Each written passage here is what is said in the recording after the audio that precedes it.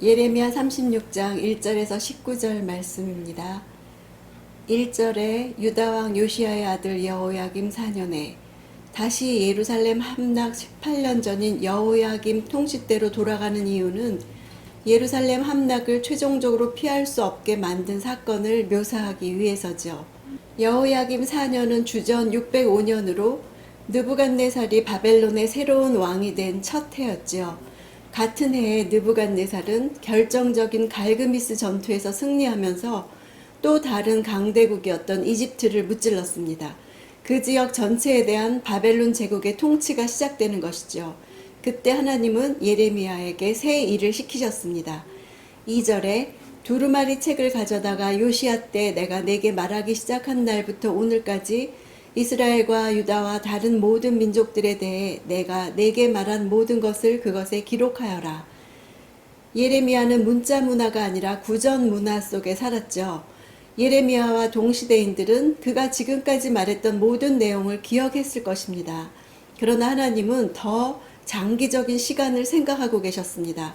3절에 혹시 유다 집이 내가 그들에게 행하려고 생각하는 모든 재앙에 대해 듣고서 그들 각자가 자기의 악한 길에서 떠날지 모른다. 그러면 내가 그들의 악함과 그들의 죄를 용서할 것이다. 하나님은 우리에게 당신이 하실 일을 알려주고 싶어 하시는 분이십니다. 그분은 계시하시는 분이시죠. 말씀을 읽게 하시는 이유가 있습니다. 돌이키지 않으면 죽기 때문이죠. 심판의 말씀이지만 동기는 구원이었습니다. 하나님의 말씀을 읽지 않는다면 세상으로부터 들어온 메시지를 믿으면서 살아갈 수밖에 없죠. 그렇게 이 세상이 어디로 향해 가고 있는가를 알지 못한 채 그 가운데서 중심 없이 흔들리면서 살게 되죠. 오늘 나의 나아갈 길에 대해서 하나님은 말씀하실 수 있는 분이심을 믿고 말씀을 묵상합시다. 말씀으로 하나님과 교제를 나눌 때 하나님의 마음과 의도와 길을 알게 될 것입니다. 9절에 유다왕 요시야의 아들 여호야김 5년 9째 달에 예루살렘에 있는 모든 백성과 유다 여러 성읍에서 예루살렘으로 온 모든 백성들에게 여호와 앞에서 금식이 선포됐다. 이스라엘의 공식적인 금식일은 속죄일 뿐이거든요. 여호야김 4년은 이미 바벨론 군대가 1차 예루살렘을 침공해서 도시의 상당 부분이 파괴되고 적지 않은 사람들이 바벨론으로 끌려간 이후였습니다. 삶의 터전이 극심하게 파괴되었고 사회가 어수선하고 민심이 흉흉해진 상황에서 일부 종교 지도자들과 뜻있는 백성들이 모여서 금식을 결의하고 그것을 중대 행사로 만들었을 것입니다.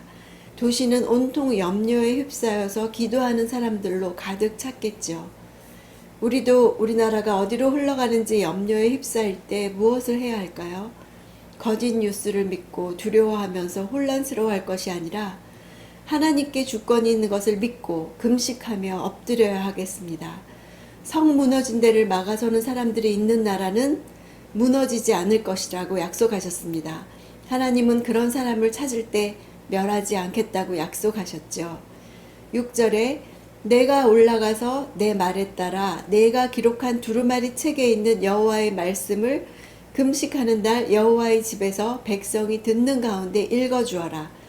여러 성읍들에서 온 모든 유다 백성이 듣는 데서도 그것들을 읽어주어라. 위기의식이 전 국민을 하나님 앞에 무릎 꿇게 한 것을 보고 예레미야는 말씀을 듣게 할 좋은 기회로 여겼죠. 자신이 직접 선포하지 못했지만 하나님이 기록하게 하신 성경이 말할 것이다 생각한 것이죠. 우리가 입을 벌려서 복음을 말하는 것이 어려운 시대에 말씀이 말씀하실 것을 기대하면서 이 나라를 위한 말씀을 선포하면서 기도할 수 있습니다. 말씀을 기록하게 하신 하나님은 읽어주는 것만으로도 살 길을 얻을 것을 아셨죠. 위기 가운데 있습니까? 말씀을 읽는 것만으로도 하나님께서 역사하실 것을 믿고 나 자신에게 말씀을 들려줍시다. 자녀들이 믿음을 갖지 못하는 것은 말씀을 들을 기회를 얻지 못하기 때문입니다. 믿음은 들음에서 나는 것이죠. 어떤 방법으로든지 자녀들이 말씀을 들을 수 있도록 지혜를 구해야 하겠습니다. 7절에 혹시 그들이 여호와 앞에서 간구하며 각자 자기의 악한 길에서 떠날지 모른다. 예레미야가 기대하는 바는 두 가지였습니다. 기도와 돌이킴. 기도라는 단어 테힌나는 몸을 깊숙이 구부리는 동작을 나타내는 동사에서 유래한 명사로서 아주 간절한 심정으로 간구하는 것을 의미합니다. 절박하고 겸손한 태도로 땅에 엎드려서 여호와께 자비를 구하는 것을 나타내죠. 떠나다라는 단어 슈브는 우상을 숭배하는 등 악한 삶을 살아가던 자들이 모든 악을 버리고 다시 여호와께 돌아오는 것을 나타내죠. 여호와의 노여움과 분노는 천재지변을 통해서 또는 바벨론 같은 강대국 군대를 통해서도 나타날 수 있습니다. 당시의 국가의 운명을 바꾸기 위한 기도와 돌이킴이 필요했다면 지금 우리도 나라의 운명을 바꾸기 위한 기도와 돌이킴이 필요합니다. 누가 그 일을 하겠습니까? 나라의 천재지변과 위기가 하나님의 노여움과 분노인 줄 믿는 사람이 하는 것이죠. 큐티할 때마다 내 삶에서, 자녀의 삶에서 간절한 심정으로 기도하고 하나님께 돌아가는 일이 일어나기를 소망합시다. 10절에 그때 바룩이 사반의 아들 서기관 그마랴의 방에서 모든 백성이 듣도록 그 책에 기록된 예레미야의 말들을 읽었다. 사반은 요시야 왕 때 성전 수리 도중에 발견한 율법책을 읽었던 자지요. 이제 그의 아들 그마랴는 자신의 방을 빌려주어서 책을 낭독하도록 도와줍니다. 부모의 말씀에 대한 태도는 자녀에게 어떤 교육보다도 귀한 영적 유산이 될 것을 믿고 소망하면서 날마다 말씀을 대합시다. 11절에 사반의 손자 그마랴의 아들 미가야가 그 책에 기록된 여호와의 말씀들을 모두 듣고는 회중 가운데 있었던 젊은이 미가야는 사반의 손자이며 그마랴의 아들이었습니다. 그가 바룩이 예레미야의 두루마리를 읽는 것을 듣고 하나님의 말씀으로 받아들였죠.